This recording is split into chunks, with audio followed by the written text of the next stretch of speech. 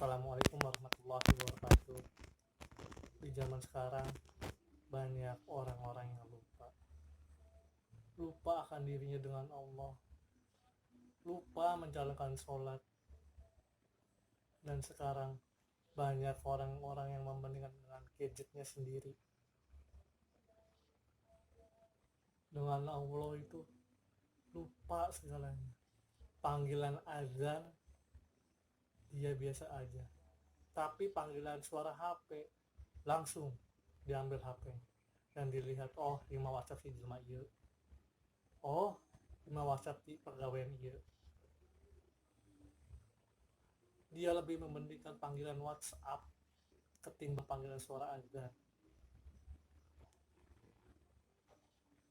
Suara WhatsApp, oh iya, langsung dibalas, oh iya, itu ini chattingan bla bla bla bla, YouTubean bla bla bla bla, main games ti isuk sampai subuh, jangar mata.